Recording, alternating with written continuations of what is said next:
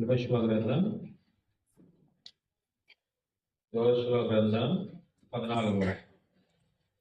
యెహోషువ గ్రంథం 14వ అధ్యాయము. యెహోషువ గ్రంథం 14వ అధ్యాయం.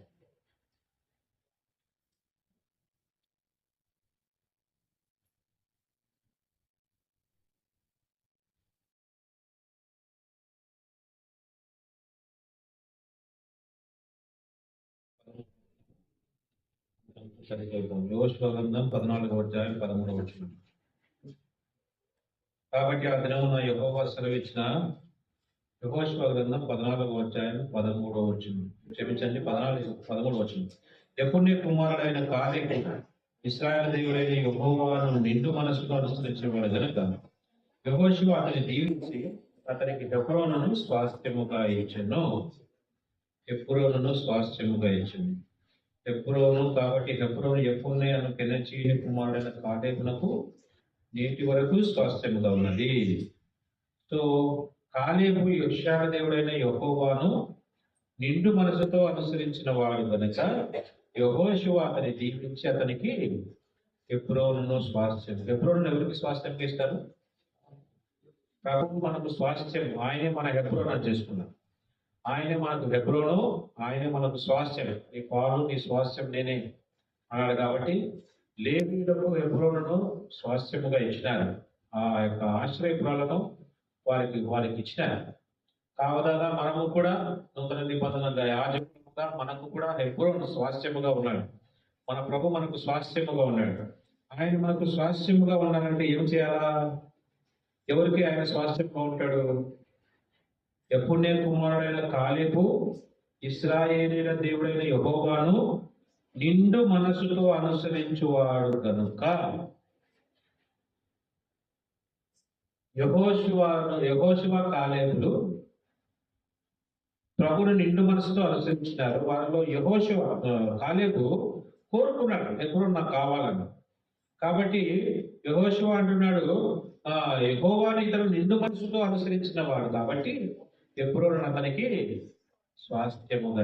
మన ప్రభు మనకు స్వాస్థ్యముగా ఉండాలంటే ఆయన మనకు స్వాస్థ్యముగా కలిగి ఉండాలంటే ఆయనను మనము ఆకుపై చేయాలి. ఆ స్వాస్థ్యాన్ని మనం అనుభవించాలంటే మనలో ఉండవలసిన శ్రేష్టమైన లక్షణం ఏంటంటే నిండు మనసుతో యెహోవాను మనము అనుసరించాలి. నిండు మనసుతో, పూర్ణ హృదయము, పూర్ణ ఆత్మతో, పూర్ణ మనసుతో, పూర్ణ వివేకముతో నీ దేవుడైన యెహోవాను నీవు అనుసరించవలసి సేవించు. కాబట్టి ప్రభువును మనం అనుసరించే వారముగా, ప్రభువును మనం వెంబడించే వారముగా ఎలా వెంబడించాలంట?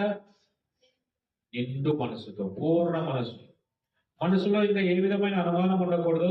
మనసులో ఇంకా ఏదికి చోటు ఉండకూడదు. పూర్ణము, నిండు అంటే ఫుల్, సంపూర్ణంగా మనసు నిండా ప్రభువే. మనసంతా నువ్వే అంతే కదా. మనసంతా ఆయనే ఉండాలా. మన హృదయం అంతా ఆయనే ఉండాలా. అప్పుడు ఆయనను పూర్ణ మనసుతో మనము వెంబడిస్తాం. కాబట్టి కాలేబు హెబ్రోనును స్వాస్థ్యముగా పొందినాడు.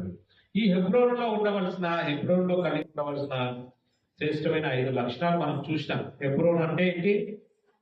హెబ్రోనులో అబ్రహాముకు సమాధానం దొరికింది. ఆయనే మనకు సమాధానం. మన హెబ్రోను, మన పరలోకపు హెబ్రోను ఎవరంటే మన ప్రభువే. ఆయనే మనకు సమాధానం అయినాడు. రెండోది హెబ్రోను ఆయన కలిగింది ఏంటి? రక్షణ దొరికింది, ప్రత్యేకత దొరికింది. అంటే లోకం నుంచి వేరైపోయినాడు, లోతు నుంచి వేరైపోయినాడు. వేరైపోయి రక్షణ పొందడని అపోస్తలుడైన పేతురు ప్రకటించినాడు. అపోస్తలుల 2:40 మూర్ఖులకు ఈ తరము వారికి వేరే రక్షణ పొందండి. సో ప్రత్యేకత దొరికింది, తనకు పరిశుద్ధత దొరికింది, రక్షణ దొరికింది. మూడవది ఏం దొరికింది? సహవాసము. ప్రభుత్వంతో మాట్లాడడం ప్రారంభించినాడు. లోతు పక్కకు పోయిన తర్వాత ప్రభుతో సహవాసంలోకి వచ్చినాడు. తర్వాత 4 ఏప్రిల్ ఏముంది? వాగ్దానం. వాగ్దానం చేసినాడు. అబ్రహాముతో చేసిన వాగ్దానము ఆశీర్వచనం మనకు కూడా ప్రభు అనుమతింపచేసినాడు. ఆయన మన హెబ్రోను. చివరికి హెబ్రోన్లో ఏముంది? హెబ్రోను ఆశ్రయ పట్టణము. నరహంతకులకు ఆశ్రయ పట్టణమైన హెబ్రోను. మనము కూడా ఒక నరహంతకులము, హానికరులము, హింసకులము, దూషకులము. అయితే ప్రభు మనకు ఆశ్రయమైనాడు. ఆయనే నాకు ఆశ్రయము, నా కోట, నేను నమ్ముకున్న నా దేవుడని నేను యెహోవాను గురించి చెప్పుచున్నాను అంటాడు 91 సో ఆయనే మనకు ఈ లోకంలో మనకు ఆశ్రయం ఏం లేదు. ఎవరిని ఆశ్రయించాలి మనము? ప్రభుని ఆశ్రయం. మనుషులను ఆశ్రయించదు. మనుషుల దగ్గరికి పోకూడదు, మనుషుల దగ్గర చేయి చాపకూడదు, మనుషులు ప్రతిలాడకూడదు, మనుషుల పంచన చేరకూడదు. మనం ఎందుకు మనం రాజులైన యాచక సమూహం. మన ప్రభు గొప్పవాడు, మన తండ్రి గొప్పవాడు. నరేంద్ర మోడీ పిల్లలు ఎవరైనా అడుక్కుంటారండి? జగనన్న పిల్లలు ఎక్కడైనా అడుక్కుంటారా? ఎవరైనా చంద్రబాబు నాయుడు పిల్లలు రోడ్డు మీద అడుక్కుంటారా? ఈ లోకంలో కొంచెం ధనవంతులైన వాళ్ళ పిల్లలకే అంత ఆస్తి దాచిపెడితే మన ప్రభు ఎంతో గొప్పవాడు, ఎంత శ్రేష్టమైన వాడు, ఎంత మహోన్నతుడు, సర్వ భూమి ఆకాశము కలగజేసిన వాడు ఆయనే కదా. అంతా ఆయనే కదా. 1000 కొండల మీద పశువులనే నావే, వేలాది రంగుల విస్తార ధైర్యం నాదే కదా. అదంతా నాదే కదా. మీరు మన ఎందుకు అనుకుంటున్నారు?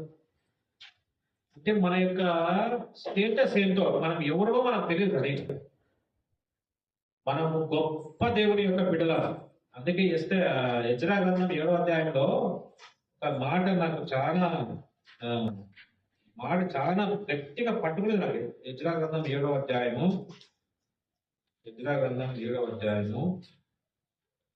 20 వచనం. ఎజ్రా గ్రంథం 7వ అధ్యాయం 20 వచనం. నీ దేవుని మందిరం విషయంలో దానం ఇచ్చుటకై మరి ఏదైనాను నీకు కావాల్సినదా అది రాజు యొక్క ఖజానాలో నుండి నీకు ఇవ్వబడును. నీకు ఏదైనా అవసరమైతే ఎక్కడి నుంచి ఇస్తాడంట ఆయన? రాజు యొక్క ఖజానాలో నుండి నీకు ఇవ్వబడును. నీకు ఏదైనా తక్కువ ఉంటే మన రాజు ఎవరు? మన రాజు పరలోకంలో ఉన్నాడు. ఆయన రాజులకు రాజు, ప్రభులకు ప్రభు. ఆయన ఒక ఖజానా ఉన్నది. ఆయన ఖజానాలో అన్ని ఉంటాయి. ఆ ఖజానాలను చేపిస్తానంటే మనకు ఇది రాసి పెట్టుకోండి బైబిల్. మీకేదైనా తక్కువైన రాజు కదా ఖజానాలో నుండి మీకు, అది రాజు యొక్క ఖజానా నుండి నీకు ఇవ్వబడును. మరి ఏదైనా నీకు కావాల్సిన కదా అది రాజు యొక్క ఖజానాలో నుండి నీకు. ఇంత గొప్ప దేవుడిని పెట్టుకొని మనము ఆశ్రయించమైనంతే. ఆయన అడుగునే మీకు ఇవ్వబడిన అన్నాడు. అడగాలి అమ్మాయిని అన్నం పెట్టలేదు, కొన్ని అడగకుండానే ఇస్తాడు ఆయన. అయితే ఆశిస్తాడంటే నా బిడ్డలు నా దగ్గర రావాలా, ప్రేమతో నన్ను అడగాల, నన్ను ఆశ్రయించడానికి నన్ను కోరుకుంటాడు. మనం ఏం చేస్తాం? ఆయన దగ్గరికి పోవు. ఎక్కడికి పోతాం? 10 రూపాయలు వడ్డీ ఇచ్చేవాళ్ళు కాడికి 5 రూపాయలు వడ్డీని ఇచ్చేవాడు కానీ మన ప్రభుత్వం వడ్డీకి ఇస్తాడా? ఫ్రీగా ఇస్తాడు. బిడ్డలకు ఆయన ధారాళముగా ఉచితముగా ఇస్తాడు. అందుకే యాకోబు పత్రిక 1వ అధ్యాయం 12వ వచనం, శ్రేష్టమైన ప్రతి ఇవియు సంపూర్ణమైన ప్రతి వరమును ఎక్కడి నుంచి వస్తుందంట? పర సంబంధమైనది జ్యోతిర్మయుడకు తండ్రి యొద్ద నుండి. శ్రేష్టమైన ప్రతి ఈవి, సంపూర్ణమైన ప్రతి వరం పర సంబంధమైనది తండ్రి యొద్ద నుంచి మనకు వస్తుంది. కాబట్టి మనం ఆయన్నే ఆశ్రయించాలి. ఎవరిని ఆశ్రయించద్దు. ఇంకా ఇప్పటి నుంచి తీర్మానం తీసుకో. ఎవరి దగ్గర దేహీయలు చేయబడ్డారు. ఒక్క 5 పైసలు, ఒక్క పావలా రూపాయి ఎవరు అడగదు. చూడు ప్రభుని ఏ విధంగా పోషిస్తాడు, నీ నుండి బిడ్డలను ఏ విధంగా ఆయన గొప్ప చేస్తాడో చూడు. ఇప్పటి అక్కడ ఆయన ఏ విధంగా తీరుస్తాడో ఊహించగలరు. ప్రభుని మాత్రమే ఆశ్రయిస్తాడు. కాబట్టి నా జీవితంలో ఎన్నో చెప్తానండి, ఇట్లా ఎన్నో అనుభవాలు. పోషించాడు. ఆయన మిమ్మల్ని మీ పిల్లలు బయట రాసిన కదా వాక్యం. 50 అధ్యాయం 21 వచ్చిన 21. ఆయన మిమ్మును మీ పిల్లలను పోషిస్తాడు. మిమ్మును మీ పిల్లలు.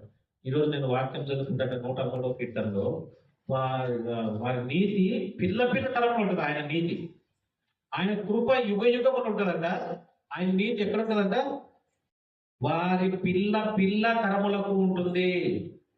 ప్రభు నమ్ముకుంటే, ప్రభుని ఆశ్రయిస్తే ఆయన కృప నీకే కాదు, యుగములు మీ యొక్క తరతరాలకు వస్తుంది.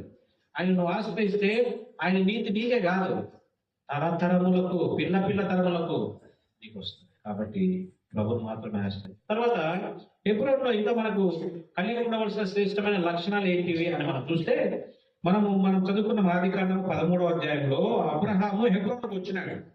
అబ్రహాము హెబ్రోనుకు వచ్చిన తర్వాత హెబ్రోనులో అబ్రహాము గుడారం వేసుకున్నాడు.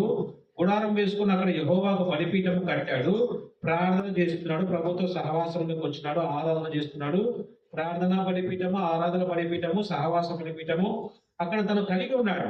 అక్కడ కలిగి ఉన్న తర్వాత 14వ అధ్యాయంకి వచ్చేటప్పటికి అక్కడ ఏమవుతుందంటే తన లోతు సొదొమ గొమొర్రాల పైన దాడులు చేసి 5 రాజులు, నలుగురు రాజులు సొదొమ గొమొర్రాల పైన దాడి చేసి 5 రాజులను ఓడించి లోతుకు కలిగిన అందరినీ జయించుకొని తీసుకొని పోతున్నారు. ఆస్తిని పట్టుకు 11వ వచనం 14-11 సొదొమ గొమొర్రాల ఆస్తి యావత్తును వారి భోజన పదార్థములన్నీ పట్టుకొని పోయిరి. మరియు అబ్రహాము సహోదరుని కుమారుడైన లోతు సొదొమలో కాపురం ఉండేది కనుక అతని ఆస్తిని పట్టుకొని పోయినారు. సొదొమ గొమొర్రాలో సొదొమ రాజు, గొమొర్రా రాజు, ఇక 5 రాజుల పైన 4 రాజులు దాడి చేసి వచ్చి సొదొమ గొమొర్రా 5 రాజులను ఓడించి వేసి వాళ్ళకి కలిగిన ఆస్తినంతా పట్టుకొని పోయినారు. వాళ్ళు ఎక్కడున్నాడు? సొదొమ గొమొర్రాలో ఎవరున్నారు? లోతు ఉన్నాడు. లోతు యొక్క ఆస్తిని లోతు యొక్క ఆస్తిని పట్టుకొని పోయినారు. ఆ విషయము తప్పించుకొని ఒక హెబ్రీయుడు వచ్చి ఆ అబ్రహాముకు తెలియదు. అబ్రహాం ఎక్కడున్నాడు? హెబ్రోన్లో ఉన్నాడు. ఎక్కడున్నాడు? హెబ్రోన్లో మందిర దగ్గర బలిపీఠం కట్టుకొని ఉన్నాడు అబ్రహాం బలిపీఠం కట్టుకొని హెబ్రోన్లో ఉన్నాడు. ఒకడు వచ్చాయా, మీ యొక్క లోతు ఒక ఆస్తిని అంతా తీసుకుని పోయినారయ్యా, మీ వాళ్ళందరినీ ఓడించేశారు, 4 రాజులు, బలమైన రాజులు వచ్చి ఓడించేస్తాను. అబ్రహాం ఏమన్నా ప్రార్థన చేస్తా కూర్చున్నాడా? ప్రార్థన చేస్తాంలే. వాడు నాకు విరోధంగా పోయినాడు, వాడు నాకు నా మాట వినకుండా పోయినాడు, నాతో కొట్లాడి పక్కకి వెళ్ళిపోయాడు అన్నాడా? లే, దేవుడి ప్రేమ అక్కడ చూపిస్తాడు. అబ్రహాంలో ప్రేమ. అబ్రహాం ఏం చేశాడంటే 14 వచ్చిన అబ్రహాము తన తమ్ముడు చెరపట్టబడినని విని తన ఇంట పుట్టి అలవర్చబడిన 312 మంది వెంట పట్టుకొని దాను మట్టుకు ఆ రాజును తరిమెను. 16వ వచనం ఆస్తి యావత్తు తిరిగి తెచ్చి తన తమ్ముడైన లోతును అతని ఆస్తిని, స్త్రీలను, ప్రజలను తిరిగి తీసుకుని వచ్చెను. అబ్రహాము తన ఇంట పుట్టి అలవర్చబడిన 318 మందిని తీసుకొని అబ్రహాం ఎక్కడి నుంచి బయలుదేరాడు? హెబ్రోన్లో నుంచి బయలుదేరాడు. హెబ్రోన్ నుంచి బయలుదేరి ఆ 4 రాజులు జయించి జయశాలిగా తిరిగి వచ్చినాడు. జయశాలిగా తిరిగి వచ్చి ఏదైతే కోల్పోయినారో వాటినన్నిటికీ తిరిగి తీసుకుని వచ్చి వారికి ఇచ్చేసినాడు. అబ్రహాము జీవితంలో హెబ్రోన్లో ఉన్నది విక్టోరియస్ లైఫ్, జయ జీవితం ఉన్నది. జయ జీవితాన్ని ఇంట్లోనే నేర్పించినాడు, తన బిడ్డలకు నేర్పించినాడు. ఇంట పుట్టి అలవర్చబడిన వారికి యుద్ధం ఎట్ట చేయాలో నేర్పించినాడు, పోరాటం ఎట్ట చేయాలో నేర్పించినాడు, ప్రార్థన ఎట్ట చేయడమో నేర్పించినాడు, దేవుని ఆరాధించడము, దేవుని యొక్క భయభక్తులు కలిగడము, శత్రువుని ఏ విధంగా ఎదుర్కోవడమో నేర్పించిన అబ్రహాం ఉన్నాడు అక్కడ కనపడ్డవాడు ఎబ్రోనులో. అంత మాత్రమే కాదు, ఎవరికో ఇతరులకు నేర్పించాలని మనకేముండాలా? మనకు తెలిసి ఉండాలి. 318 మంది ఇంట్లో ట్రైనప్ చేసినాడంటే అబ్రహాముకు ఆ విద్య తెలిసి ఉండాలా? అబ్రహాం ఒక జయశాలిగా ఉన్నాడు ఇక్కడ. అబ్రహాం యుద్ధము చేయడం ఎట్లా తెలుసు, అబ్రహాం శత్రువుడు ఎట్లా ఎదుర్కోవడమో తెలుసు, అబ్రహాము ఏ విధంగా శత్రువులతో పోరాడవలసిన అబ్రహాముకు తెలుసు. కాబట్టి తను ఇంట పుట్టి అలవాటు వారికి నేర్పించినాడు. అబ్రహాము జీవితంలో జయ జీవితం మనం ఇక్కడ చూస్తున్నాం. హెబ్రోన్లో ఏమున్నది? విజయం ఉన్నది. హెబ్రోన్లో సిద్ధపాటు ఉన్నది. విజయానికి కావలసిన సిద్ధపాటు హెబ్రోన్లో తను పొందుకున్నాడు. హెబ్రోన్లో తను మాత్రం పొందుకోవడమే కాకుండా తన ఇంటి వారికి కూడా నేర్పించినాడు. హెబ్రోన్ ఎవరు? ప్రభువైన యేసుక్రీస్తు. 4 రాజులను మన ప్రభువైన యేసుక్రీస్తు వారు కూడా జయించినాడు. మన హెబ్రోన్ పరలోకం హెబ్రోన్ ప్రభువైన యేసుక్రీస్తు వారు. ఆయన కూడా ఈ లోకంలో 4 బలమైన శత్రువులను ఆయన ఓడించిన వాడిగా ఉన్నాడు. ఆయనే మన హెబ్రోన్లో ఏముండాలా? ఎప్పుడైనా హెబ్రోన్లో ఎందుకు? మన ప్రభు హెబ్రోన్, ఆయన జయ జీవితం జీవించినాడు. ఆయన జయించిన వాడు కాబట్టి మనకు కూడా ఆ జయ జీవితాన్ని మనకు అనుగ్రహిస్తాడు. యోహాను సువార్త 16వ అధ్యాయం 33వ వచనంలో లోకములో మీకు శ్రమ కలుగును, ఆయనలో ధైర్యం తెచ్చుకునుడి, నేను లోకాన్ని జయించి ఉన్నాను. లోకమనే ఒక శత్రువును, లోకమనే ఒక బలమైన రాజును ఆయన జయించినటువంటి వాడిగా ఉన్నాడు. ఏంటి లోకం అంటే? లోకం అంటే ఏంటమ్మా? లోకం అంటే మట్టి కాదు. దేశం అంటే మట్టి కాదు, లోకం అంటే ఏం చెప్పినాడు? మొదటి యోహాను పత్రిక 2:15 లోకంలో ఉన్నదంతయు శరీరాశ, నేత్రాశ, జీవపుటం. యేసుక్రీస్తు ప్రభువాని లోకంలో ఉన్నప్పుడు శరీరాశలు, నేత్రాశలు, జీవపుటమును ఆయన జయించిన వాడు కాదు, జయించాడు మన ప్రభు. జయించిన వాడిగా ఆయన ఉన్నాడు. ఏ విధంగా అబ్రహాము సిద్ధపరచబడి తీసుకొని పోయి తన ఇంట పుట్టబడి అలవచ్చబడిన వారితో ఏ విధంగా జయించి, ఆ నలుగురు రాజు జయించి వారు ఏదైతే పట్టుకొని పోయినారో వాటిని చెప్పి సమకూర్చుకున్నాడో, అబ్రహాము మన పరలోకపు హెబ్రోన్ మన ప్రభు కూడా జయశాలిగా ఉన్నాడు. అయితే ఆయన ఇంత పుట్టి అలవచ్చబడిన వారుగా మనము కూడా జయశాలుగా ఉండాలని ప్రభు యొక్క కోరిక. మనం కూడా జయించేవారుగా ఉండాలని మనం ట్రైనప్ చేస్తున్నాడు హెబ్రోన్లో, మనకు నేర్పిస్తున్నాడు జయ జీవితాన్ని. జయ జీవితాన్ని మనం కూడా నేర్చుకుని ఈ లోకంలో భయపడుతూ లోకాన్ని జయించిన నేను సహాయం చేస్తాను. ఎట్లా జయించాడు ఆయన? ఎట్లా జయించాడు లోకాన్ని? శరీరాశ, నేత్రాశ, జీవపుటమ్మ, ఈ మూడు విషయాలు, మూడు ఉదాహరణలు రాయబడ్డాయి. మత్తయి సువార్త 4వ యేసుక్రీస్తు ప్రభువారు ఉపవాసం తర్వాత అపవాదిపోయి ఆయనను శోధిస్తా ఉంది. 3 రకాల శోధనలు అక్కడ రాయబడ్డాయి. 3 రకాల శోధనలు. మొట్టమొదటి శోధన 3వ వచనం. ఆ శోధకుడు ఆయన ఎదురుకు వచ్చి, నీవు దేవుని కుమారుడు అయితే రాళ్ళు రొట్టెలకున్నట్లు, అంటే శరీరాశ. అట్లా అయితే ఉంది. అట్లా అంటే ఏం తినాలా? శరీరానికి ఏదో ఒకటి కావాలా, కోరిక కలుగుతుంది శరీరానికి. 40 రోజులు ఉపవాసం ఉన్నాడు, ఆకలి అవుతుంది. సాధారణ రాళ్ళు ఉంటాయి కదా, బాగా చేసుకో, మంచిగా రాళ్ళతో రొట్టెలు చేసుకొని బాగా దానికి ఏం చూసుకుంటావు? ఏం చూసుకోవాలంట? రొట్టెలకి ఏం చూసుకుంటారు? నెయ్యి చూసుకో. దానికి ఇంకా ఏదైనా దాన్ని ఏమంటారు?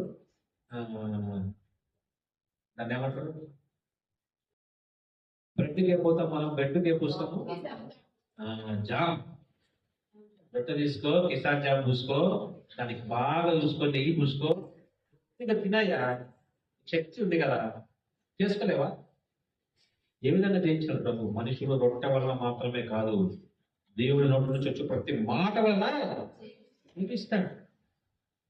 సాతాను తెచ్చిన శరీర ఆశను, శరీర ఆకలిని గుర్తించి సాతాను ఏ విధంగా తనను శోధించాడో, తనను తెలుసుకునే సాతాను యొక్క శోధన దేవుని వాక్యం ద్వారా ఏం చేశాడు ఆయన? నేను చేసుకుంటా, నాకు తిండి దొరుకుతుంది, అయితే నా శక్తిని నేను దానికోసమే నేను ఆలోచించాను. భోజనం కోసమే నేను జీవించేది కాదు, నేను జీవించే దేవుడి కోసం జీవిస్తున్నా, దేవుడి మాట వల్ల జీవిస్తున్నా. సాధారణ రొట్టె తిను, దానిలో తీసుకో, జలసా చేసుకో, బాగా తిని పడుకో. నో, అట్లా చేయలేదు.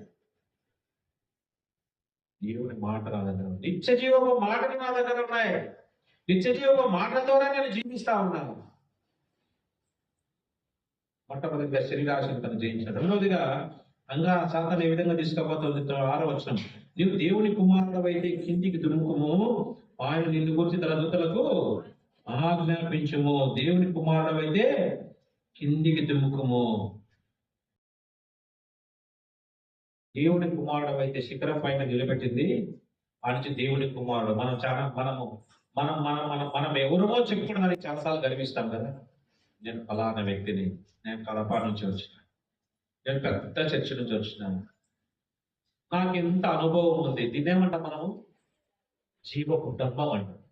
ఈ జీవపు డబ్బాన్ని చూపిస్తాను, నీ దేవుడి కుమారుడు కదా, నాకేం నేను దేవుడి కుమారుడు దుక్కుతాడేమో అని, నాకేం దేవుడి కుమారుడు నాకేం కాదు అని ఎక్కడ దుక్కుతాడు అని తన డంబాన్ని ప్రదర్శిస్తాడేమో ఈయన, జీవపు డంబాన్ని ఎక్కడ చూపిస్తాడు అని చెప్పి సాతాను శోధించింది. ఆయన ఏమన్నాడు? ఆయన, నీ దేవుని నువ్వు శోధింపకూడదు. జీవపు డంబం పైన కూడా తన శోధనపై చేయవచ్చు. చివరిగా ఆయన ఎటువంటి శోధన ఎదుర్కొన్నాడు?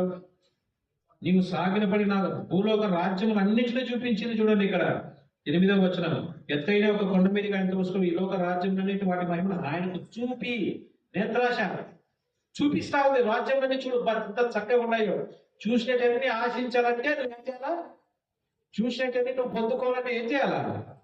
నాకు మొక్కాలా, నేను ఏంటి నీకు ఇస్తాను. చాలాసార్లు మనం చూసినట్టన్నీ కావాలనుకుంటాం.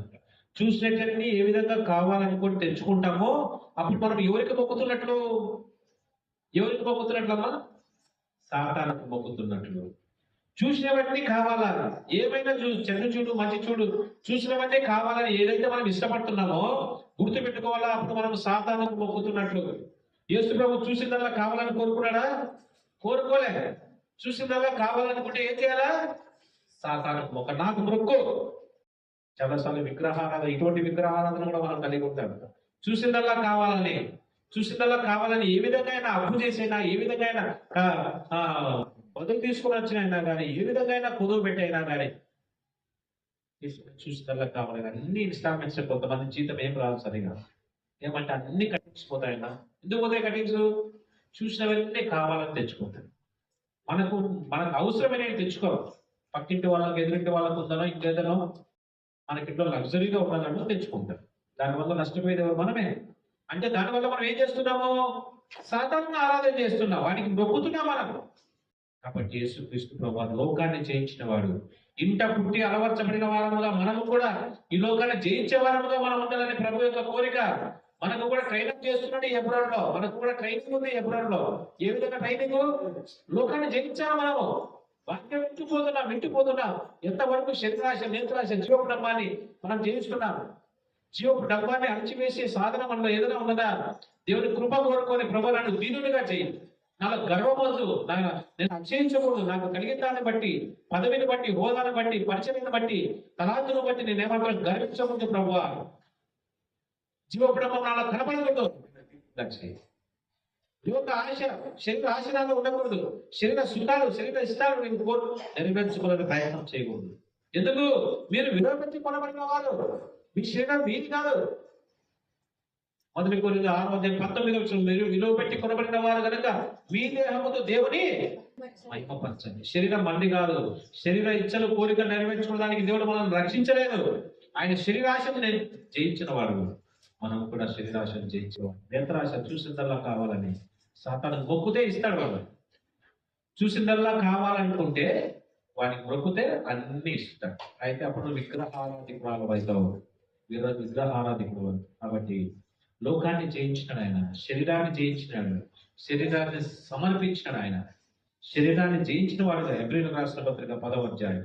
మొట్టమొదటిగా లోకాన్ని జయించినాడు ఆయన, శరీరాన్ని జయించినాడు. హెబ్రీయులకు రాసిన పత్రిక 10వ అధ్యాయం. హెబ్రీయులకు రాసిన పత్రిక 10వ అధ్యాయము. యేసుక్రీస్తు ప్రభువు శరీరం ధరించుకుని లోకానికి వచ్చాడు. 10వ అధ్యాయం 5వ వచనం. కాబట్టి ఆయన ఈ లోకమందు ప్రవేశించినప్పుడు ఇలా చెప్తున్నాడు, బలియు అర్పణయు నీవు కోరలేదు కానీ నాకు ఒక శరీరం అమర్చితివి. పూర్ణ హోమములను, పాప పరిహారములు నీకు ఇష్టమైనవి కావు. అప్పుడు నేను గ్రంథపు చుట్టూ నన్ను వచ్చి రాయబడిన ప్రకారం దేవాన్ని చిత్తం నెరవేర్చుటకు ఇదిగో నేను వచ్చి. నాకు శరీరాన్ని అమర్చి ఈ లోకానికి పంపించినావు. నేను బలులు ఇవ్వడంలే, హోమములు ఇవ్వడంలే, ఏమిస్తున్నాను? నా శరీరాన్ని సమర్పిస్తున్నాను. అదే మాట రాయబడి చూడండి 10వ వచనం. యేసుక్రీస్తు యొక్క శరీరం ఒక్కసారి అర్పింపబడిన చేత యేసుక్రీస్తు శరీరాన్ని జయించినటువంటి వాడు. ఏ విధంగా జయించాడు ఆయన? బలులు, హోమములు ఇవ్వలే ఆయన. తన శరీరాన్ని సజీవ యాగంగా ప్రభు పాదాల బలిపీఠం మీద పెట్టాడు ఆయన. తన శరీరాన్ని సమర్పించి వేశాడు. మనము కూడా ఇంట పుట్టి అలవర్చబడిన వారముగా మన శరీరాన్ని సజీవ యాగంగా బలిపీఠం మీద పెట్టవలసి. రోమీయులకు రాసిన పత్రిక 12వ అధ్యాయం 2వ వచనం. కాబట్టి సహోదరులారా, ఉత్తమమును, అనుకూలమైన పరిశుద్ధమును, దేవునికి అనుకూలమైన సజీవ యాగముగా మీ శరీరములను సమర్పించుకున్నది.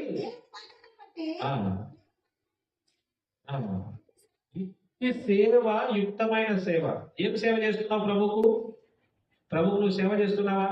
ప్రభువుకు సేవ చేస్తుంటే మొట్టమొదటి సేవ యుక్తమైన సేవ, దేవుడు అంగీకరించే సేవ, దేవుడు ఇష్టపడే సేవ, దేవుడికి సంతోషపడే సేవ ఏదైనా ఉందంటే నీ శరీరాన్ని తీసుకుపోయి బలిపీఠం మీద. ప్రభువా, ఈ శరీరం నాది కాదు ప్రభువా, ఈ శరీరం నాకు శరీరం అమర్చిలోకాన్ని పంపించినావు, ఈ శరీరాన్ని నీకే సమర్పిస్తున్నాను, వాడుకో. పాటవాడ కాదు, నా కారణం చేతులల్లా నీ సేవ కనిపిస్తును, నా నాలుక నిత్యము నిన్ను స్తుతింపనేమో. స్తుతిస్తానా? నాలుగుతో ప్రభుని స్తుతిస్తున్నామా? చేతులతో దేవుని సేవ చేస్తున్నామా? ఏం చేస్తున్నావు చేతులతో? మొబైల్లో పొద్దు నుంచి సాయంత్రం వరకు ముందుకెళ్ళి తిప్పి తిప్పి తిప్పి చేయాల్సిపోతారు. ఇంకా ఇప్పుడు ఏమొస్తుందంట? చేతులు తిప్పడం కాకుండా నోటితో మాట్లాడితే అది పైకి పోతుంటుందంట, కిందికి వస్తుంది. ఇంకా సులభం అయిపోతాడు. ఎక్కువ చేతులు వాడుతున్నారు అనుకోవాలి అన్నోళ్ళు, చేతులు నస్తున్నాయి, వేళ్ళు నస్తున్నాయి అని చెప్పి టెక్నాలజీ కనుక్కుంటున్నారు. పైకి పో, పైకి పో, పైకి నీకు చూస్తే అది పైకి తిరిగిపోతాను కదా. ఎంత ఈజీ అయిపోతుంది కదా. పాపం చేసేదానికి మానవుడు ఎంత ఈజీ చేసుకుంటున్నాడంటే అన్ని ఇంట్లో బటన్ నొక్కితే అన్ని వస్తాయి. ఇంట్లో కూర్చుంటే ఏ ఆర్డర్ పెట్టి మొబైల్ తీసుకొని ఏ ఆర్డర్ పట్టి వాడు ఇంటికి తీసుకొస్తాడు. నేను ఇంతకుముందు అక్కడికి పోయి పాత్రలు కడిగి అవి నీళ్లు పోసి వండి చేసి ఇది చేయాలి. ఏం అవసరం లేదు. కొట్టేసి ఫోన్ పే కొట్టేసి జొమాటోనో టమాటోనో ఏదో పెట్టుకొని చిట్టి నేరుగా తెచ్చి ఇంటికి తిప్పుతాడు. ఎంత ఈజీ అయిపోయిందంటే అన్ని మన ఇంట్లోకే మన మన యొక్క డోర్ స్టెప్ దగ్గరికి వచ్చేస్తున్నాయి. ఎక్కడికి పోవడం అవసరం లేదు. సులభం అయిపోయింది పాపం చేయడం.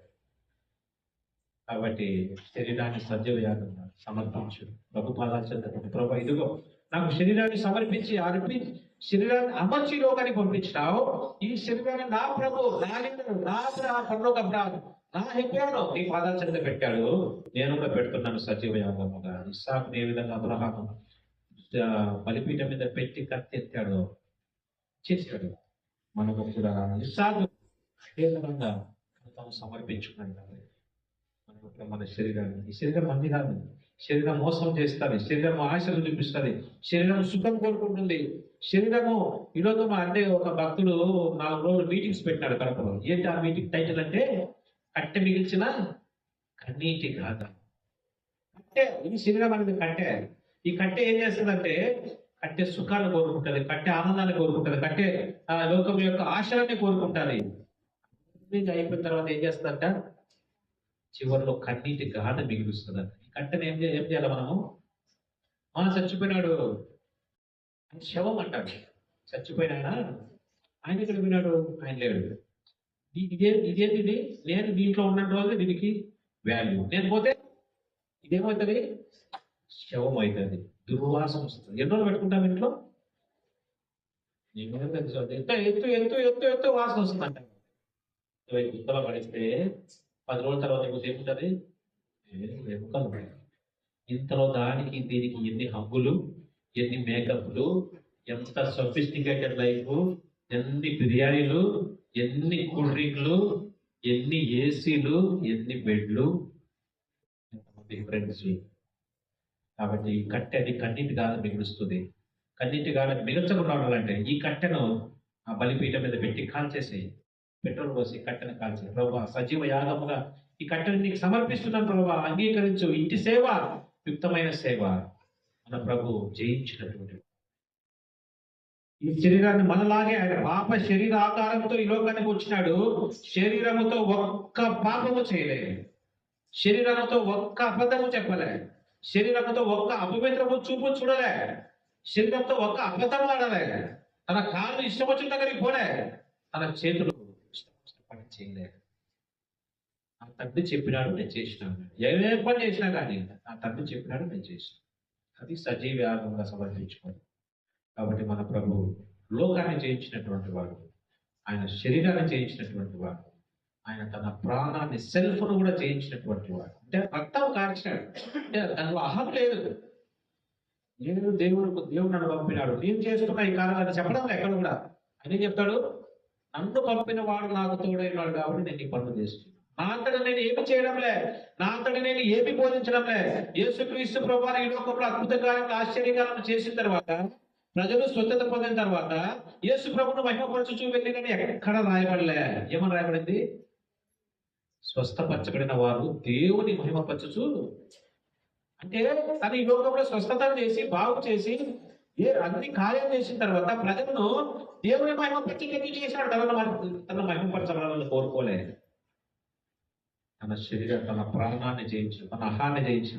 నువ్వు దేవుని కుమారుడు అయితే దుఃఖం అంటే దుఃఖలే. ఆయన దేవుని కుమారుడు నిరూపించుకోవాల్సిన అవసరం లేదు. నీకు నిరూపించుకోవాల్సిన అవసరం లేదు. I know what I am. నేను ఎవరో నాకు తెలుసు. కాబట్టి అహంకంలో ఉండకూడదు, గర్వమంలో ఉండకూడదు. నువ్వు ఎవరో నువ్వు చెప్పుకోవాలని ప్రయత్నం చేయొద్దు దయచేసి.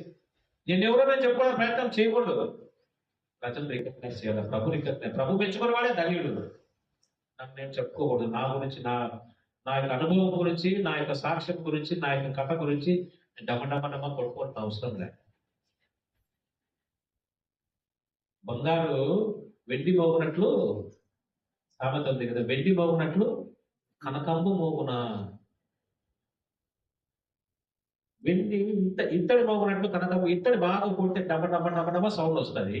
బంగారం కొట్టి చూడండి, సౌండ్ వస్తుందా? బంగారం ఏం సౌండ్ రాదు. వెండి, ఇత్తడి, స్టీలు ఇటువంటివే అంటే కాస్ట్లీ కావాలి, అవి చీప్ క్వాలిటీ. చీప్ క్వాలిటీ కొడితే బాగా సౌండ్ వస్తుంది. మంచి హై క్వాలిటీ బంగారం ఒక గ్రామే 5,000 రూపాయలు, 6,000 రూపాయలు, 10,000 రూపాయలు. దాన్ని కొడితే సౌండ్ వస్తుందా?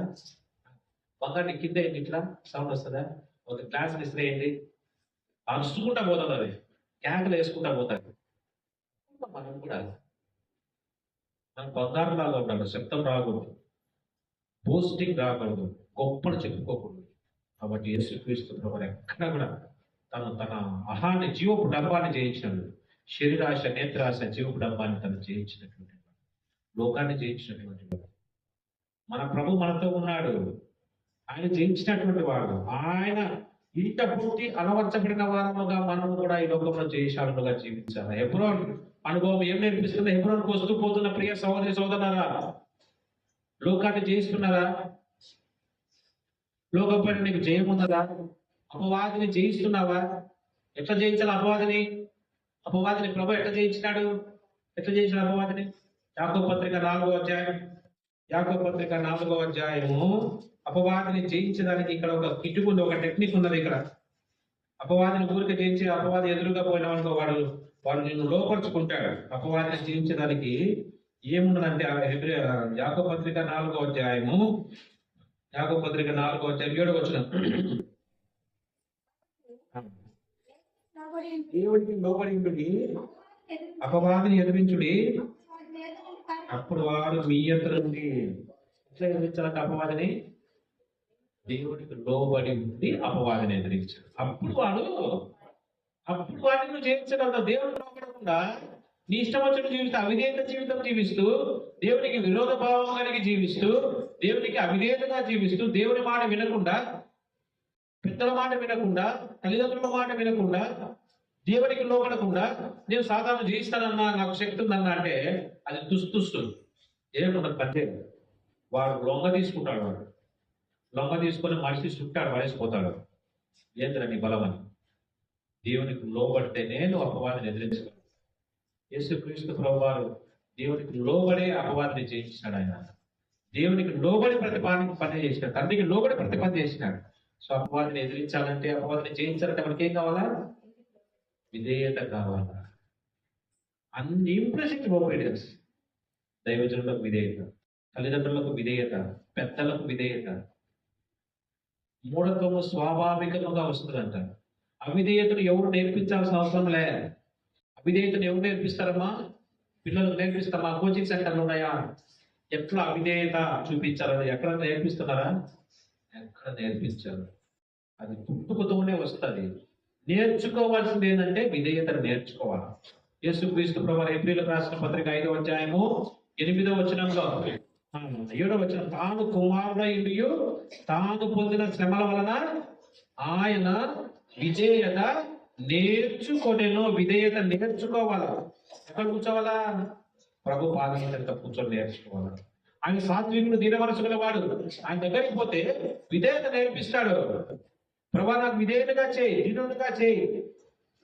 నాకు అవిధేయత ఉన్నది. ఎవరన్నా మాట చెప్తే నాకు రివర్స్ మాట్లాడాలనిపిస్తా ఉంది, నేను తిరగబడి మాట్లాడాలనిపిస్తా ఉంది. అమ్మ నాన్నకు విధేయత చూపించకుండా వారి మాటకు నేను ఎదురాడాలని నాకు అనిపిస్తా ఉంది.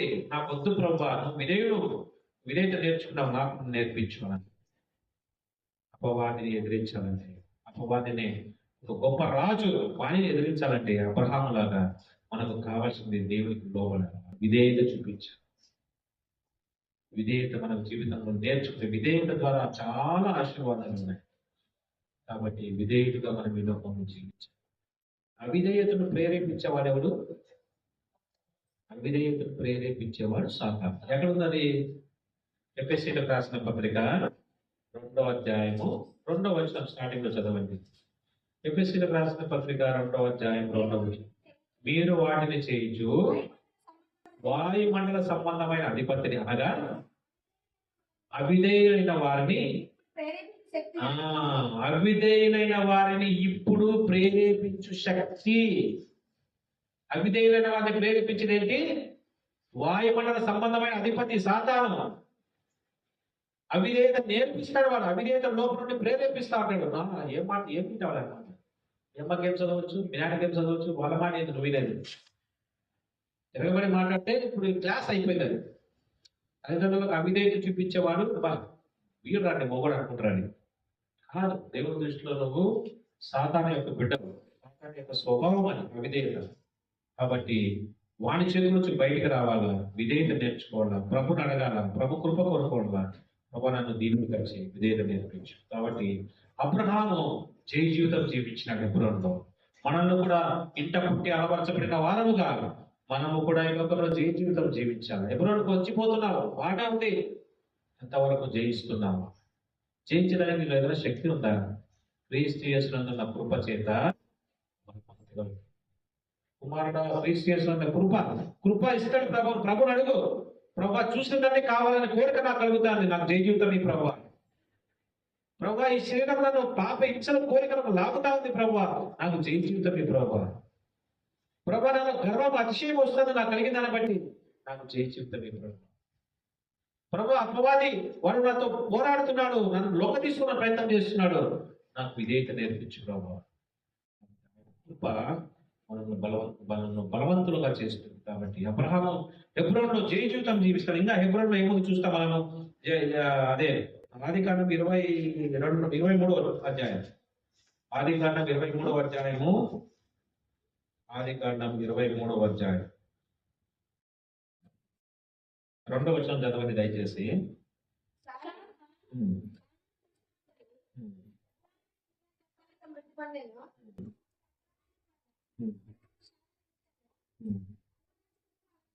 అన్వరాకుటకు ఆమెను కూర్చి ఏడ్చుటకును వచ్చెను. తర్వాత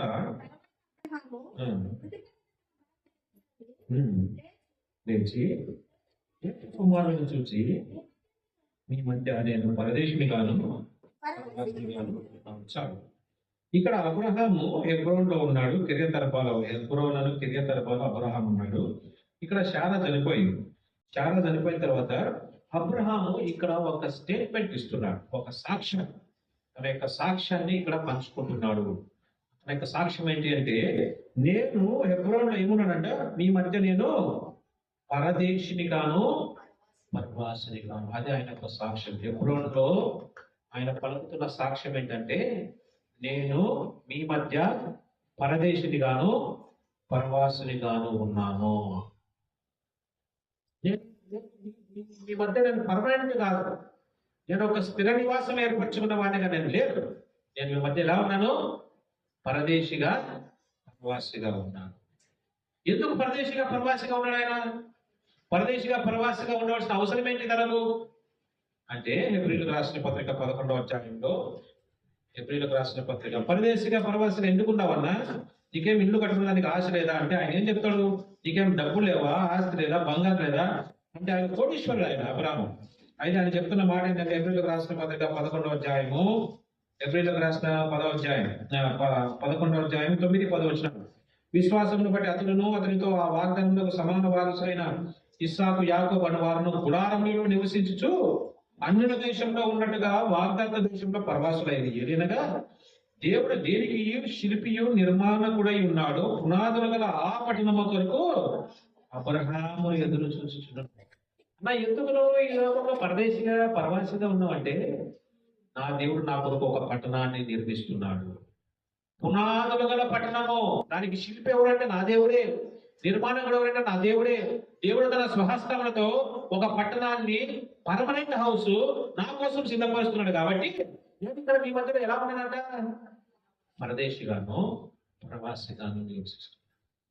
అందుకే అదే 11వ అధ్యాయం 14వ వచనంలో కూడా, 13వ అధ్యాయము 14వ వచనంలో, నిలవరమైన పట్టణము మనకిక్కడ లేదు, కానీ ఉండపోవచ్చున్న దానికోసము ఎదురు చూడమే గుడారంలో నివసించడం అంటే, ఎదురు చూడమే పరదేశులుగా జీవించడం అంటే.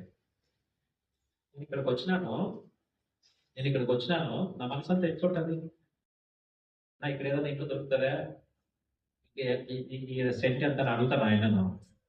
నేను ఎంతసేపు నా మీటింగ్ అయిన చేసి ఫోన్ చేసుకొని బస్సు ఎక్కాలని ఆలోచనలోనే నేను అంటే నేను ఎదురు చూసేది ఏంది నా స్థిర నివాసం ఎక్కడుందో దానికోసం నేను ఎదురు చూస్తాను. నేను ఇక్కడ సెటిల్ అయిపోవడానికి కోరుకోండి. నేను ఎందుకు పట్టణంగా వచ్చినాను, ప్రవాసిగా నేను ఇక్కడికి వచ్చినాను.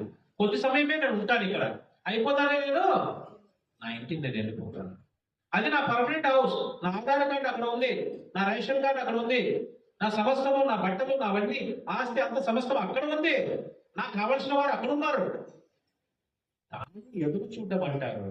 కాబట్టి నేను ఇక్కడ ఎవరు, నేను ఇక్కడ పరదేశిగా పరవాసి. అంటే నేను బస్ స్టాండ్ వండుకోవాలన్నా ఇక్కడ అని నాకు ఇష్టం. టెంపరీ అని నాకు పెట్టించినాడు, అని నాకు సమస్యలు సమకూర్చినాడు. ఎంతవరకు నేను ఇక్కడ ఉన్న రోజు సమకూరుస్తాను. నేను అయిపోయిన తర్వాత కాబట్టి ఎప్పుడూ మనం నేర్పిస్తే పాఠం ఏంటంటే మనము పరదేశులము పరవాసులము ఎదురు చూసేవారముగా, నిరవరమైన పట్టణం కొరకు ఎదురు చూసేవారముగా. అబ్రహామే గుడారంలో నివసించాడంటే మనమెంత శాశ్వతం అండి. అబ్రహాము పునాదులు గల ఆ పట్టణం కొరకు ఎదురు చూస్తున్నాడు. ఎప్పుడెప్పుడు నా ప్రభు వస్తాడా, ఎప్పుడెప్పుడు నన్ను తీసుకొని పోతాడా, ఎప్పుడెప్పుడు నా పర్మనెంట్ హౌస్ నేను వెళ్ళిపోతామా. ఫిలిప్పీ 3:20 ఏమన్నా, మన పౌరస్థితి పరలోకమందున్నది. మన సిటిజన్షిప్, మన యొక్క ఆధార్ కార్డు ఎక్కడుందంటే పరలోకంలో ఉంది. మనం అక్కడికి పోవాలా. ఈ లోకం అశాశ్వతం, టెంపరీ. అంతే, సర్దుబాటు చేసుకుంటా ఉండాలి. ఏది పర్మనెంట్ కాదు. ఇక్కడ గుర్తుపెట్టుకో, ముత్త చేతులతో వచ్చినా ముత్త చేతులతో వెళ్ళిపోవాలా. బట్టలు కూడా ఉండేది ఒంటి మీద. మొలతాడు, ఒక ఆయన మొలతాడు, వెండి మొలతాడు వేసుకుని చచ్చిపోయాడంట. దానికోసం కొట్లాడుతున్నారు, తీసుకోవాలని. మొలతాడు లేకుండా కూడా చంపేస్తారు, తీసుకోబడతారు. చేతులకు ఉన్న రింగులు రాకుంటారు, చెవులకు ఉన్న బంగారు కమ్మిలు రాకుంటారు. ఏమి ఉండేరు. దిగంబరిగా వచ్చినాం, దిగంబరిగా పోతాం. ఎందుకంటే నీకు ఈ హంగామాలు, ఎందుకంటే ఇవన్నీ మేకప్లు, ఎందుకంటే ఇవన్నీ భోగ భాగ్యాలు, ఎందుకని గొప్పలు అవసరమా? మనం ఈ లోక పరదేశంలో వ్యాపారం. మన అబ్రహాము లాగా హెబ్రోన్లో మనం చెప్పవలసిన మాట ఏంటంటే, నేను మీ మధ్య పరదేశిగాను పరవాసిగాను ఉన్నాను.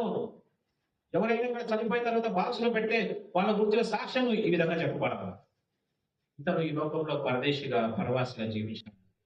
ఏది కూడా పర్మనెంట్ గా చేసుకోలేదు. కానీ ఎప్పుడెప్పుడు ప్రభు పిలిచాడా పోవాలనే ఆలోచనలోనే ఈ లోకంలో జీవించాడండి. బాగా మన గురించి సాక్ష్యం చెప్పాలి. ఈ లోకంలో ఇదే శాశ్వత. మనకు చాలాసార్లు మనం బంధువులను పోగొట్టుకున్నాం, మిత్రులను పోగొట్టుకున్నాం, సంఘాన్ని పోగొట్టుకున్నాం, ప్రభువును పోగొట్టుకున్నాం, వాక్యాన్ని వదులుకున్నాం. ఏమి శాశ్వతం కాదు. నిలవరమైన పట్టణం ఉంది, అక్కడ మన ప్రభుత్వం మనం నిత్యం ఉంటాం కదా. కాబట్టి హెబ్రోన్లో మనం ఏం సాక్ష్యం చెప్పాలా? ఈ సాక్ష్యం మనం కలిగిన వారం కానీ, నేను ఈ మధ్య పరదేశినిగాను పరవాసినిగా. పరవాసిని నేను జగమన ప్రభు పాట పాడతాం కానీ పాట యొక్క అర్థం మనకు తెలియదు. పరవాసిని నేను జగమున ప్రభు నడుచుచున్నాని,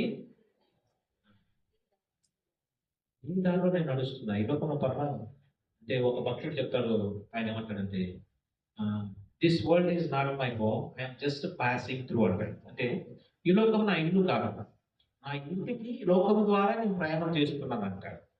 అంతేనా? నా ఇల్లు ఉంది, నా ఇంటికి పోవాలంటే మార్గం ఎక్కడ? నా ఇంటికి జరగాలన్న మార్గం ఉంది కదా. ఈ లోకమే ఆ మార్గం. ఈ లోకం అనే మార్గం ద్వారా నేను నడుచుకుంటూ ఎక్కడికి పోతున్నాను?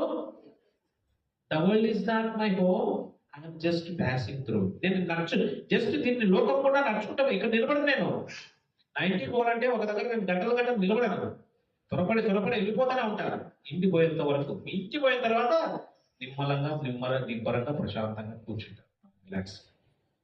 మనం రిలాక్స్ అయ్యేదక్క అంటే మన పరలోకంలో మన తండ్రి ఇద్దరు. కాబట్టి హెబ్రోన్లో మనం చెప్పవలసిన సాక్ష్యం, మన గురించి చెప్పవలసిన సాక్ష్యం, అబ్రాహాము చెప్పినాడు, మీ మధ్య నేను పరదేశునిగాను పరవాసునిగాను ఉన్నాను. ఎందుకు? పునాదులు గల పట్టణం నా కొరకు ప్రభు. కాబట్టి నేను ఈ లోకంలో జస్ట్ పాసింగ్ త్రూ అంతే. అదే కాదు అబ్రహాము హెబ్రోన్లో ఉండవలసిన లక్షణాలు ఏంటివి? ఆదికాండం 35వ అధ్యాయం. ఆదికాండం 35వ అధ్యాయం. ఇక్కడ యాకోబు తన తండ్రి ఇంటి నుంచి వెళ్ళిపోయాడు, పట్టణంలోకి పోయాడు, తన మామ దగ్గరికి జీవించినాడు, అనేక రకాలుగా ఇబ్బందులు పడ్డాడు, అనేక రకాలుగా తాను మోసము చేశాడు, మోసపోయాడు. ఇవన్నీ అయిపోయిన తర్వాత ప్రభు తనను బేతేలులో సందర్శించిన తర్వాత యాకోబు తన జీవితాన్ని మార్చబడిన తర్వాత యాకోబు పేరు మార్చబడింది. 35వ అధ్యాయము 9-10 వచనంలో 14 నుండి వచ్చుచుండగా అతను ఆశీర్వదించను. దేవుడు అతనితో, నీ పేరు యాకోబు, ఇక మీద నీ పేరు యాకోబు అనబడదు, నీ పేరు ఇశ్రాయేల్ అని చెప్పి అతనికి ఇశ్రాయేల్ అని పేరు పెట్టాను. బేతేలు అనుభవం దగ్గరికి వచ్చిన తర్వాత అతని పేరు మార్చబడింది. అతను యాకోబుగా, మోసగాడుగా, మనుషులతో పోరాడేవాడుగా, మనుషులను మోసపు చేసి అక్రమ మార్గంలో ఆస్తిని, ఆశీర్వాదాలు సంపాదించుకునవలసిన వాడుగా బయలుదేరిన వాడు. ప్రభు దర్శించినాడు, ప్రభు తనను సందర్శించినాడు, బేతేలుకి పెనుయేల అనుభవంలో తీసుకుని వచ్చినాడు. పెనుయేలలో ప్రభుతో పోరాడినాడు. ప్రభువా, ఈ లోక ఆశీర్వాదాలు నాకు మేలు చేయలేదు, నువ్వు మాత్రమే నన్ను ఆశీర్వదించు, నువ్వు ఆశీర్వించేంత వరకు నిన్ను విడిచిపెట్టనని చెప్పి ప్రభుతో పోరాడి ఆశీర్వాదాలు పొందుకున్నవాడుగా తన పేరు మార్చబడింది. యాకోబు కాదు. ఇప్పుడు ఎక్కడికి వస్తున్నాడు? 35వ అధ్యాయము 27వ వచనం. అబ్రహామును, ఇస్సాకును పరదేశులు ఇండిన మమ్రేలో కిరియతర్బాకు తన తండ్రి అయిన ఇస్సాకు వద్దకు యాకోబు వచ్చెను. అదే హెబ్రోను. యాకోబు మార్చబడిన తర్వాత, యాకోబు ఇశ్రాయేలుగా మార్చబడిన తర్వాత, యాకోబు జీవితం మార్చబడిన తర్వాత, యాకోబు అన్ని నష్టాలు పొందుకున్నాడు, కష్టాలు పొందుకున్నాడు, శ్రమలు పొందుకున్నాడు. తన అన్న చంపేదానికి ఎదురొచ్చినాడు, తన మామ తనను మోసం చేయాలని ప్రయత్నం చేశాడు, తను నీ కర్ర దాటుకొని ఇక్కడికి పోయినాడన్నాడు. ఎండకు, శ్రమకు, గాలికి ఓడ్చి లాభాన్ని ఇంట్లో ఒక కూలివాడిగా పనిచేసిన తర్వాత అని ఇప్పుడు నెమ్మదిగా, క్షేమముగా ఇశ్రాయేలుగా మార్చబడిన తర్వాత ఎక్కడికి వస్తున్నాడు ఆయన? ఎక్కడికి వస్తున్నాడమ్మా? తిరిగి తన తండ్రి ఇంటికి హెబ్రోనుకు వాపసు వస్తున్నాడు. హెబ్రోనుకు ఏ విధంగా వస్తున్నాడు? క్షేమంగా వస్తున్నాడు. పద్దనరాముకు పోయేటప్పుడు ఎలా పోయినాడు? హెబ్రోనుకు దానికి రివర్స్ గా వస్తున్నాడు. పద్దనరాముకు పోయేటప్పుడు అతను ఒక మోసగాడిగా పోయినాడు, తనకు గురి లేనివాడుగా పోయినాడు, తనకి ఏం దిక్కు లేనివాడుగా పోయినాడు. తను మోసము చేసి ఒక దొంగగా, మోసగాడిగా తను వెళ్ళిపోయినాడు. హెబ్రోనుకి ఏ విధంగా వస్తున్నాడు ఆయన? క్షేమము పొందినవాడుగా, దేవుని ఆశీర్వాదం పొందినవాడుగా, తను శుద్ధి చేయబడిన వాడుగా, ప్రభుతో పోరాడి సంపాదించుకున్నవాడుగా తిరిగి తను వచ్చినాడు. ప్రియ సోదరులారా, హెబ్రోనులో ప్రభు నిన్ను యాక్సెప్ట్ చేస్తాడు. నీ తండ్రి నిన్ను అంగీకరిస్తాడు. హెబ్రోనులో నువ్వు ఎటువంటి చెడు తిరిగినైనా తిరిగి ఉండవచ్చు, ఎటువంటి అభూతమైన జీవితంలోనైనా నువ్వు వెళ్ళి ఉండవచ్చు, ఎటువంటి మోసముతో దగాతో జీవించే వాడవుగా ఉండవచ్చు, నీ జీవితం ఎంత చెడిపోయిందిగా ఉండవచ్చు. అయితే నువ్వు తిరిగి వస్తే హెబ్రోనులో ఉన్న నీ తండ్రిని యాక్సెప్ట్ చేస్తున్నావు. హెబ్రోనులో ఉన్న నీ తండ్రిని అంగీకరిస్తాడు. ఆయన నిన్ను తోసివేయగా. అందుకే యోహాను సువార్త 6వ అధ్యాయంలో ఆయన యుద్ధకు వచ్చి వారిని ఆయన ఏం చేస్తారంటే ఏమాత్రము త్రోసివేయడంట. 6వ అధ్యాయం 38 వచ్చు. యోహాను సువార్త 6వ అధ్యాయం 38 వచ్చు. నా యుద్ధకు వచ్చి వారిని నేనంత మాత్రమును, ఈ పరలోకపు తండ్రి, పరలోకపు హెబ్రోను అయిన మన తండ్రి అని చెప్తున్న మాట ఏంటంటే, నువ్వు ఎంత దుర్మార్గులుగా జీవిస్తున్నావేమో, ఎంత పాపంలో ఉన్నావేమో, ఎటువంటి అపవిత్రకరమైన జీవితంలో నువ్వు జీవిస్తున్నావేమో, అయితే నువ్వు నా దగ్గరికి వస్తే, హెబ్రోను దగ్గరికి వస్తే నిన్ను అంగీకరిస్తా, నిన్ను చేర్చుకుంటా, నీకు స్థానం ఇస్తా, నీకు ఆశ్రయం కలిగిస్తా. చిన్న కుమారుడు లూకా సువార్త 15వ అధ్యాయంలో ఆస్తిని వేశ్యలతో తినివేసినాడు, ఆస్తినంతా అయిపోయేసినాడు, తండ్రి పేరు చెడగొట్టాడు, అపవిత్రకరమైన జీవితం జీవించినాడు, అవిధేయుడిగా జీవించినాడు, ఎంతో దూరం వెళ్ళిపోయినాడు. అయితే తిరిగి 17వ వచనంలో బుద్ధి వచ్చినప్పుడు ఏమనుకున్నాడు? తండ్రి ఇంటికి పోదాం అనుకున్నాడు. లేచి తండ్రి ఇంటికి వస్తే తండ్రి ఏమన్నాడు? వద్దు పోరా దుర్మార్గుడా, చెడిపోయినాడా, నా ఆస్తినంతా తినివేసినావు, నాకు చెడ్డ పేరు తీసుకొచ్చినావు, నాకు అవమానం తీసుకొచ్చినావు, నెమ్మది లేకుండా చేసినావు, నీ వల్ల నా ఆరోగ్యం చెడిపోయింది, don't come to my house అన్నాడా? ఓ అక్కడ చెప్తే వెళ్ళిపోన్నాడా? చేర్చుకున్నాడు.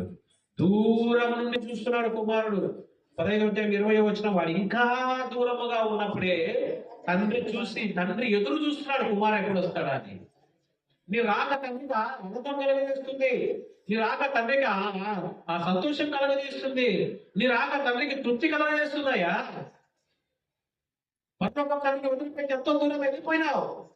ఇష్టానుసారంగా నువ్వు జీవిస్తున్నావు. ప్రార్థనా జీవితం మానేసినావు. బైబిల్ చదువుకోవడం మానేసినావు. సంఘానికి రావడం మానేసినావు. భక్తి గల వారి మీద ఉన్నావు, కానీ లోపల శక్తి లేదు. హృదయం నిండా పాపం ఉంది, మనసు నిండా పాపం ఉంది. అయితే భక్తిగా ఉన్నావు.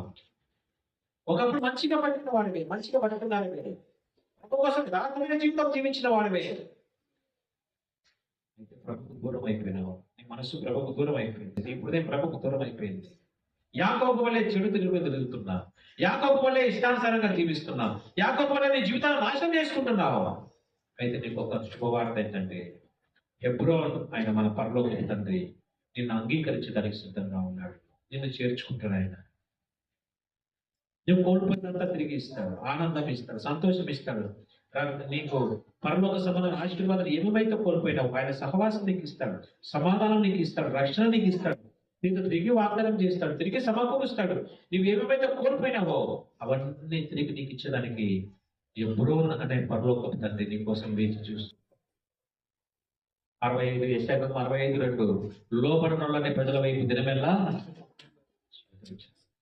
ప్రభు చేతులు ఇంకా చాపి ఉండగా ప్రభు దగ్గరికి వస్తావా?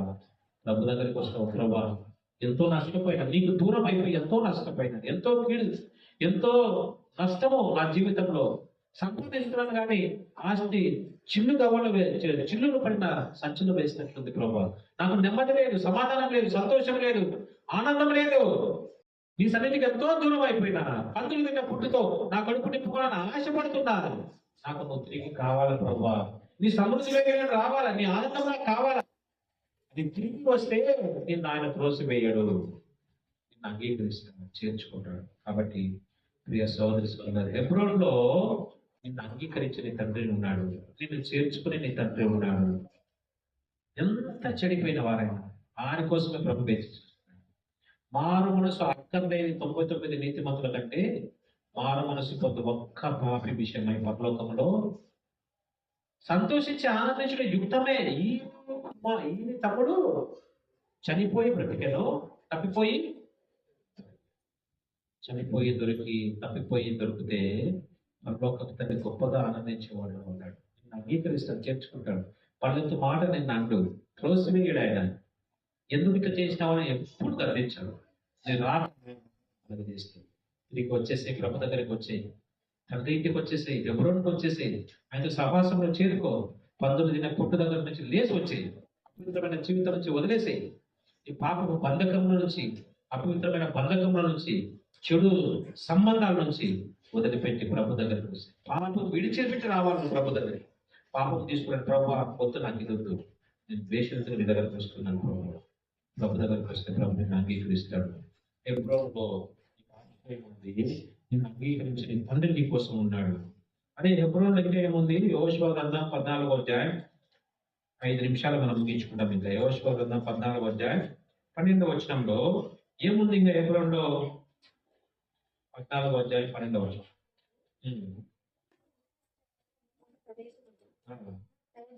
హెబ్రోను ఒక కొండ ప్రదేశము. హెబ్రోను ఏంటంట? ఒక కొండ ప్రాంతం. హెబ్రోన్ మనకి హెబ్రోన్లో కొండ మీద ఉంది కదా, అంటనే అక్కడ కూడా హెబ్రోన్, కనాన్లో ఉన్న హెబ్రోన్ కూడా కొండ మీద ఉన్నది. కొండ జీవితం ఏమి సూచిస్తా ఉందంటే ప్రత్యేకత. కొండ మీద ఉండేవాళ్ళు కింద వాళ్ళకు సంబంధం ఉండదు. అంటే కొండ మీద ఉండేవాళ్ళు కొంత ఎత్తైన ప్రదేశంలో ఉంటారు, కింద ఉండేవాళ్ళు అంటే మనం ఈ లోకం నుంచి ప్రత్యేకించబడిన వారముగా ఉండాలి. లోక ప్రజలతో వారితో మనము జోడుగా ఉండకూడదు. 2 కొరింథీ 6వ అధ్యాయం 14వ వచనం నుంచి మీరు అవిశ్వాసంతో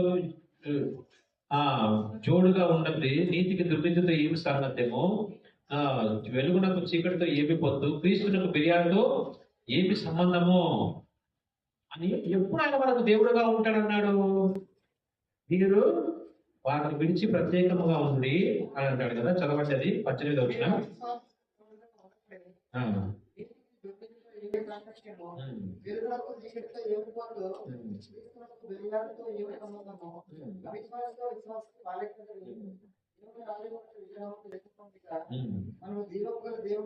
ఇక్కడ చదవండి ఏంటంటే ఆ నేను వారితో నివసించి సంచరిస్తున్నాను, నేను వారి దేవుడు అయిన వారు నా ప్రజలు కావున మీరు వారి మధ్య నుండి బయలు వెళ్ళి ప్రత్యేకముగా ఉండు, అపవిత్రమైన దానిని ముట్టవలసి ప్రభు చర్చలు, మరియు నేను మిమ్మల్ని చేర్చుకుందును, మీకు తండ్రి అయింది. ఎప్పుడు ఆయన మనకు తండ్రిగా ఉంటాడంటే మీరు బయలు వెళ్ళి ప్రత్యేకంగా వారి మధ్య నుండి బయలు వెళ్ళి ప్రత్యేకంగా ఉండండి.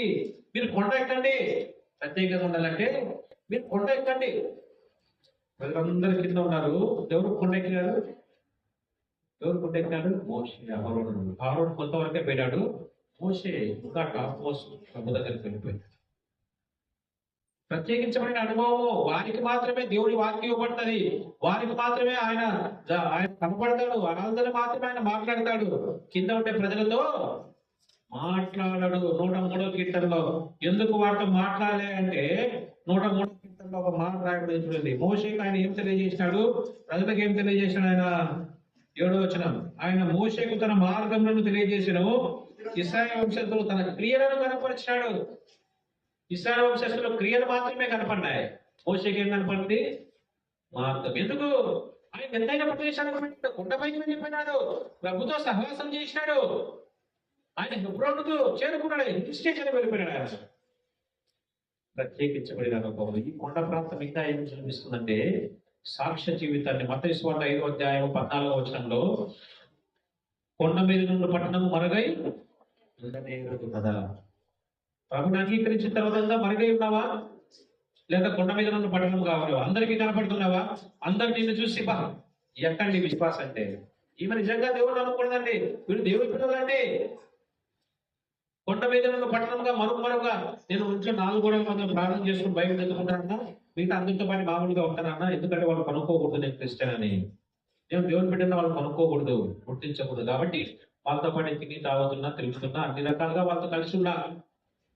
అయితే నేను బైబిల్ చదువుకుంటున్నా, ప్రార్థన చేసుకుంటా. అంటే నువ్వు కొండ మీద నువ్వు పట్టణం కాదు. అన్ని ఇళ్ళ బాధ మీ ఇల్లు కూడా ఉంది. నువ్వు అట్లాగే ఉన్నావు. నువ్వు కొండ మీద నువ్వు పట్టణంగా ఉండాలి. హెబ్రోన్ మన ప్రభు కొండ మీద ఉన్న పట్టణంగా మనకు ఉన్నాడు. ఆయన మనం కూడా కొండ మీద ఉన్న పట్టణముగా మనం ఉండాలా? మంచి సాక్ష్యము కలిగి జీవించాలి. ఈ లోకంలో ప్రత్యేకించబడిన వారముగా ఉండాలి. అవిశ్వాసంతో జోడుగా ఉండదు. వెలుగులకు చీకటితో ఏమి పొత్తు? క్రీస్తులకు బిర్యాతో ఏమి సంబంధం? ఎందుకు అవిశ్వాసంతో కలిసి తిరుగుతున్నావు? వారి ఆచార్య సాంప్రదాయాలు ఎందుకు పాల్పొందుతున్నావు? నువ్వు ప్రత్యేకించబడిన బిడ్డవు కదా. దేవుడు స్వరంతమించి నువ్వు కొనుక్కున్నాడు కదా. వారి చేసిన పనులని నువ్వు చేస్తున్నావు. వారి అబద్ధాలు అంటే నువ్వు అబద్ధాలు ఆడుతున్నావు. వారి చెడు మాటలు మాడితే నువ్వు చెడు మాటలు మాడుతున్నావు. వారి పొలైన దగ్గర, బోలిన దగ్గర, ఇంకా ఇక్కడ రేషన్ షాపుల దగ్గర క్యూ నిలబడి కొట్లాడితే నువ్వు కొట్లాడుతున్నావు. వారు ఏ రేంజ్లో మాట్లాడితే నువ్వు కూడా అదే రేంజ్లో మాట్లాడుతున్నావు, సమాధానం ఇస్తున్నావు. ఏంటి నీ ప్రత్యేకత? ఏంటి నీ సపరేషన్? నువ్వు కొండ మీద నుండి పట్టణమా? ఎప్పుడో అంటే కొండ మీద నుండి పట్టణము. నువ్వు మరగా ఉండలేరవు. నిన్ను చూసిన వారు వీరండి దేవుడు పిల్లలు. వీరండి వీరు దేవుడు నిజమైన దేవుడు అండి. నిరూపించిన పాత నిబంధన గ్రంథం, కొత్త నిబంధన గ్రంథం. వీరు దేవుడితో కూడా ఉన్నవారని అపోస్తలుల గారు 4వ అధ్యాయంలో 13వ వచనంలో రాయబడింది. వారిని చూసిన వారు విద్యలోని పాపంలయ్యా. వీళ్ళు యేసు ప్రభువుతో ఉన్నవారు. నిన్ను చూసి గుర్తుపడతారా? నన్ను చూసి గుర్తుపడతారా? దేవుడితో ఉన్నవారండి. తను నిజంగా దైవజనుడండి. ఇతను దేవుడి ప్రేమ కలిగిన వాడండి. మనం గురించి చెప్పాలి. హిల్ స్టేషన్ గా మనం ఉండాలి. హెబ్రోను. చివరిగా మనం చూస్తే 2వ సమూయేలు గ్రంథం 2వ అధ్యాయము 1వ వచనంలో హెబ్రోనులో ఏమున్నది? 2వ సమూయేలు గ్రంథం 2వ అధ్యాయము 1వ వచనం. దావీదు సౌలు చనిపోయిన తర్వాత దావీదు ప్రభు ప్రార్థన చేస్తాడు. ప్రభువా, నేను యూదా పట్టణంలోకి నేను పోదునా అని దావీదు ప్రార్థన యెహోవా విచారణ చేయగా యెహోవా అతనికి పొమ్మని సెలవిచ్చినాడు. నెక్స్ట్ ఏమంటున్నాడు ఆయన? నేను పోవలసిన స్థలం ఏది అన్నప్పుడు ప్రభు ఏం చెప్తాడు? నువ్వు హెబ్రోనుకు పోమన్నాడు ఆయన. నేను పోవలసిన స్థలం ఏంటి అంటే హెబ్రోనులో దేవుడు చిత్తం కనుక్కుంటున్నాడు ఆయన. హెబ్రోనుకు పోయేదానికి ఏం కావాలి ఆయనకు? హెబ్రోను అనేది ఏం సూచిస్తుందంటే గాడ్స్ డిజైర్డ్ ప్లేస్. దేవుడు కోరుకున్న స్థలము. దేవుడు దావీదును పొమ్మన్న స్థలం. యూదాకు పోతావా? యూదాకు పో. యూదాలో ఇంకా పోవాలా? హెబ్రోను పోను.